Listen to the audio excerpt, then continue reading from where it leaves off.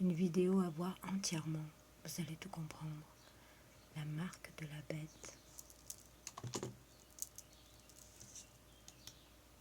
Le dernier antéchrist, la marque de la bête, c'est l'adhésion libre à la sagesse de l'antéchrist. Pourquoi? Parce que le vrai démon, ce qu'il veut, c'est qu'on choisisse librement l'enfer. Il veut le péché contre l'Esprit Saint. Oui. Donc, évidemment, dans le monde du dernier antéchrist, quand sera proposée cette sagesse que je viens de t'indiquer, évidemment, ceux qui diront non, je ne crois pas du tout, je crois que le Dieu, par exemple, des anciennes religions était le vrai Dieu, et je crois que c'est Lucifer, celui-là ne pourra plus ni acheter ni vendre.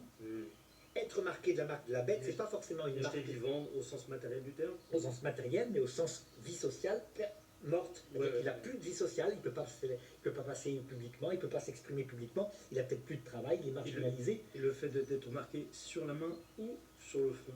Le front, ça veut dire ton intelligence adhère à l'idéologie dominante de la bête. Par exemple, quelqu'un qui serait marqué dans les années 60 de la marque de la bête sur le front, c'est quelqu'un qui dit le communisme, c'est le paradis. Et si tu disais ça dans les médias à l'époque, c'était formidable. Sur la main, ça veut dire dans ton action. Tu te bagarres pour distribuer des tracts, tu te bagarres pour le communisme. Mais par contre, dans les années 40, c'est pas ça qu'il faut dire. La marque de la bête, à ce moment-là, c'est éventuellement la collaboration avec les nazis. Quand tu es en France, en tout cas. Maintenant, actuellement, c'est quoi la marque de la bête actuellement? Disons, on va dire d'abord dans les années 2000. C'est quoi la marque de la bête? Tu passes à la télévision, si tu la portes pas, tu es plus invité. La marque de la bête, je sais pas, ça peut être lié à l'idéologie maçonnique, l'humanisme, l'écologie ou encore l'homosexualité. Dans les années 2000, c'était le petit truc rouge, tu sais, le sida. Si tu ne le portais pas par là en disant le préservatif c'est le remède au sida, c'était la pensée dominante de l'obsession du temps.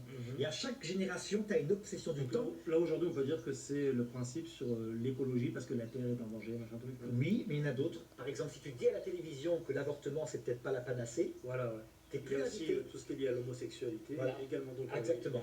Par exemple, si tu dis l'homosexualité, moi je trouve qu'ils sont névrosés, que c'est quand même pas des gens équilibrés, tu n'es plus invité. Il y a un dogme obligatoire. Tu es considéré comme homophobe en disant ça. Homophobe, et tu ne peux plus acheter ni vendre. Ça veut dire que tu n'es pas homophobe. Ta vie sociale. Non, en fait, tu peux très bien observer le monde homosexuel et dire que beaucoup d'homosexuels sont complètement mal dans leur peau, pas parce qu'on les juge, parce que quelquefois ils sont complètement acceptés, mais parce qu'il y a une rupture à l'intérieur, une faille à l'intérieur. Tu peux avoir des problèmes en disant ça? Bien sûr, actuellement tu peux avoir des problèmes.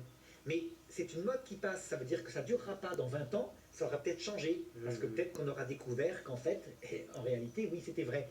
Donc actuellement, on sent arriver une nouvelle marque de la bête, c'est quand tu prétends qu'un enfant a besoin d'un père et d'une mère. Oui, aussi. Puis il y a aussi, sans doute, donc c'est peut-être lié à la marque, la notion de taper sur la gueule du catholicisme et même de l'islam. Ça, c'est presque à toutes les périodes. C'est-à-dire le christianisme. A contrario, sur la communauté juive, si tu dis quelque chose, là c'est... Ça dépend. La communauté juive, c'est cyclique. Ça veut dire qu'en fait, les juifs sont habitués, il y a de grands amours, presque où on exalte en disant ils sont formidables, formidables, suivis de grandes haines où on ne sait pas pourquoi on les fait à les haïr plus que tout, à attaquer, à prendre par exemple le juif banquier, à dire tous les juifs sont banquiers alors qu'il n'y a qu'un juif banquier, etc. Pourquoi? Parce que l'excès d'amour provoque l'excès de haine. Et ces trucs cycliques ne sont pas naturels. C'est pas naturel de faire ça. C'est un peuple normal, c'est-à-dire c'est un peuple avec des qualités, des défauts comme tous les peuples. On devrait avoir un jugement normal. Ben non.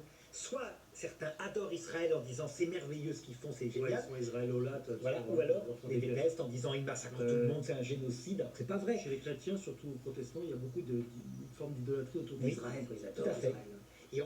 Chez les musulmans actuellement, c'est la phase détestation exagérée d'Israël. Et tu remarqueras qu'en Iran, où les gens ne supportent plus l'islam parce qu'ils en ont ras-le-bol, ils ont refusé l'autre jour de marcher sur le drapeau d'Israël, et donc pour prouver par là qu'ils n'étaient plus d'accord avec le régime. Et donc ça veut dire que ça va être suivi. Alors, là c'est le dernier verset. Attends, d'abord je termine ça pour te dire.